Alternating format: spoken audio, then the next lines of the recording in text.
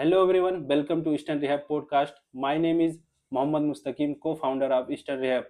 आज हमारे साथ ऐसे गेस्ट जुड़ने वाले हैं जो हमारे बहुत खास हैं।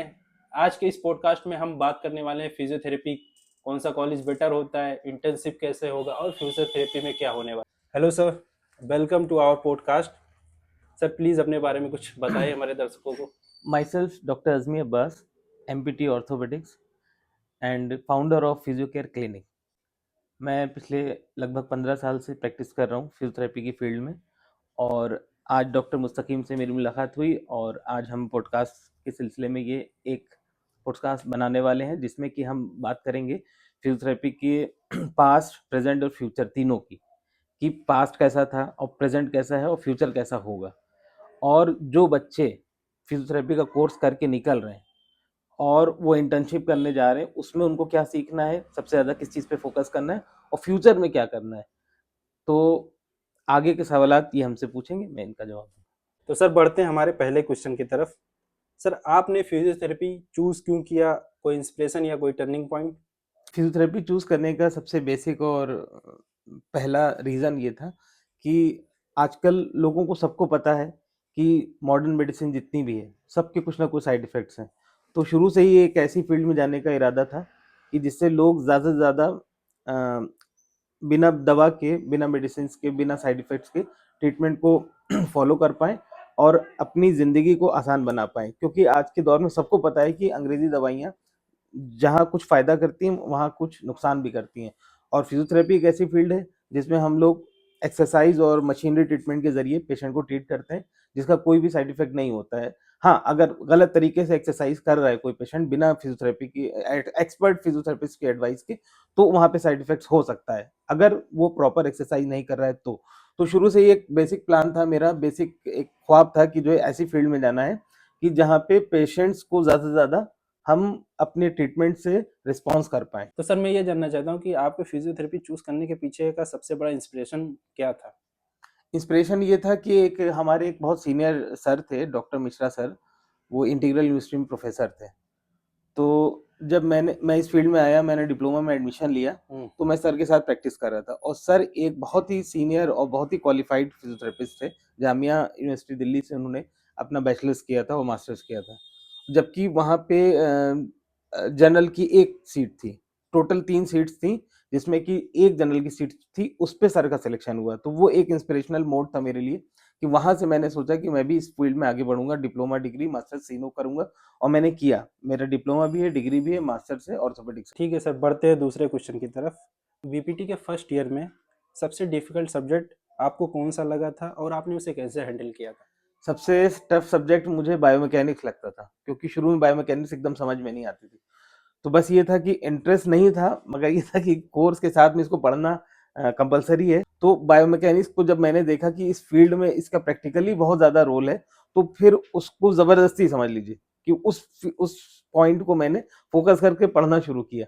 क्योंकि अगर मैं नहीं पढ़ता, तो एक चीज़ अगर वीक रह जाएगी आपके किसी भी कोर्स में, किसी भी एक सब्जेक्ट अगर वीक रहता है, जैसे मान लीजिए बच्चा हाई स्कूल तक है और हाई स्कूल तक अब ज़्यादातर सब्जेक्ट कॉमन होते हैं। अगर मैथ्स वीक है, तो मैथ्स में पास होना भी कंपल्सरी होता है।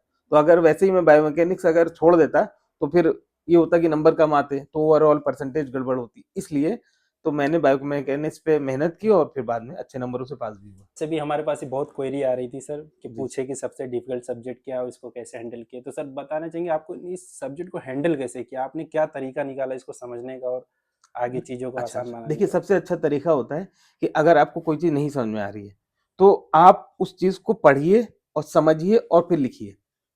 ठीक है? लिखने से क्या होता है कि माइंड में एक प्रैक्टिस बनती है कि हम लिख रहे हैं, तो लर्निंग से ज़्यादा राइटिंग पे अगर आप फ़ोकस करें, लर्निंग राइटिंग जब दोनों रहती है, तब माइंड बेहतर तरीके से चीज़ों को कैप्चर कर पाता है। ठीक है सर, बढ़ते हैं अगले क्वेश्चन की तरफ। ठीक सर है। कॉलेज लाइफ में आपका एक मेमोरेबल मोमेंट या स्ट्रगल क्या था? स्ट्रगल तो कॉलेज लाइफ में सबसे बड़ा ये था कि जब मैंने डिप्लोमा किया, तब तक मेरे पापा ने मेरी फीस दी डिप्लोमा की, जी जी। और जब बैचलर्स में एडमिशन लिया, तो सबसे बड़ा जो चैलेंजिंग थी वो मेरे पास फीस फीस की प्रॉब्लम थी, फाइनेंशियली साउंड थे, तो सर आपने इसको कैसे मतलब हैंडल फाइनेंशियली किया? फाइनेंशियली वीक थे। तो मैंने ये ऐसे हैंडल किया कि जब मैंने डिप्लोमा किया, उसके बाद हम्म, जब मैंने बैचलर्स में एडमिशन लिया, हम्म, तो साथ साथ कुछ कुछ थोड़ा थोड़ा काम मैं करने लगा, क्योंकि डिप्लोमा किए हुए था।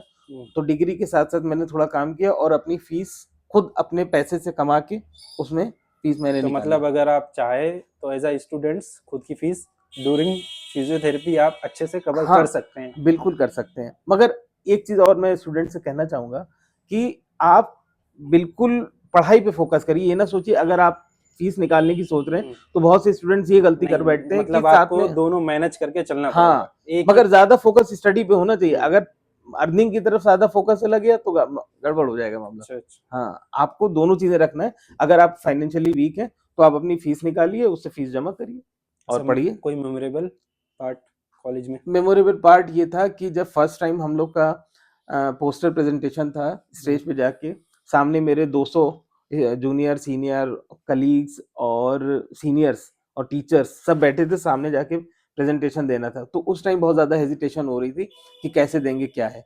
मगर मैं प्रिपेयर करके गया था। अब हम्म, फर्स्ट टाइम किसी को भी स्टेज पे बोलने के लिए दिया जाए तो वो थोड़ा हेजिटेट होता है। जी। मगर मैं भी हेजिटेट हुआ शुरू में 5 मिनट, उसके बाद मैंने बहुत कॉन्फिडेंटली सारा अपना पोस्टर प्रेजेंटेशन दिया और सारे क्वेश्चंस के आंसर दिए।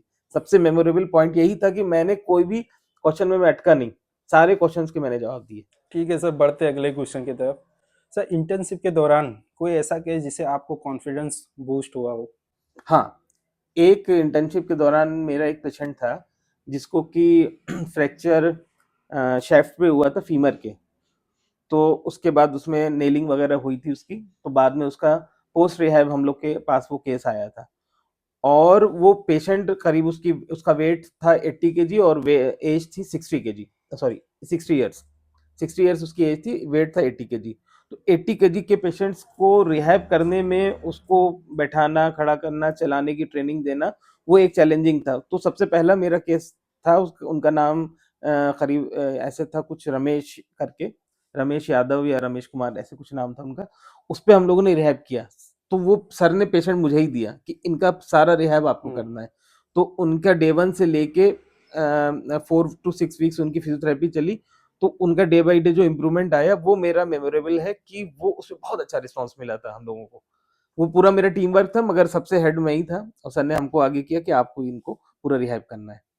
और सर वो पूरा इंटर्नशिप। रिकवर कर गया था पेशेंट। अच्छा सर, इंटर्नशिप्स के बहुत से बच्चों का ये डाउट रहता है, स्पेशली जो फाइनल ईयर में है और जस्ट इंटर्नशिप ज्वाइन करने वाले, उनको ये कंफ्यूजन होती है कि हमें एज अ इंटर्न प्राइवेट से करना चाहिए या किसी गवर्नमेंट हॉस्पिटल से करना चाहिए। पॉइंट हाँ, रखिए। इसमें देखिए ऐसा है कि जहाँ पे भी एक्सपोज़र ज़्यादा हो, कुछ प्राइवेट हॉस्पिटल्स होते हैं जहाँ पे बहुत ज़्यादा अच्छा एक्सपोज़र होता है। वहाँ पे आप ओपीडी, आईपीडी, आईसीयू और जनरल वार्ड, इमरजेंसी सब में ड्यूटी कर सकते हैं। सब जगह हम लोगों का काम है, ठीक है? और गवर्नमेंट हॉस्पिटल में भी नंबर ऑफ पेशेंट बहुत ज़्यादा होते हैं, तो प्रेफ़र है करेंगे कि आप गवर्नमेंट हॉस्पिटल में करिए, क्योंकि वहाँ पे एक्सपोज़र और डिफरेंट काइंड्स ऑफ पेशेंट्स आपको ज़्यादा देखने को और ट्रीट करने को मिलेंगे। और इंटर्नशिप के दौरान सारे स्टूडेंट्स से मैं यही रिक्वेस्ट करूंगा कि आप फोकस करिए स्किल्स को डेवलप करने की। अपने अंदर स्किल्स डेवलप करिए कि कैसे मैक्स टू मैक्स पेशेंट को अप्रोच किया जाए और उसका रिहैब किया जाए। सर, स्किल्स डेवलप करने के लिए हमें खुद से जाना चाहिए कि जो वहाँ पे सीनियर्स हैं हमारे, हम्म, वो हेल्प कर सकते हैं या करते हैं या नहीं करते हैं? देखिए कुछ टीचर्स और कुछ सीनियर्स ऐसे होते हैं कि जो बहुत कायदे से आपको ट्रीट करते हैं और हर चीज़ बताते हैं, और कुछ के पास इतना टाइम नहीं होता है कि आपको बताएं। तो आपको खुद भी अप्रोच करनी है, पूछना है टीचर्स से।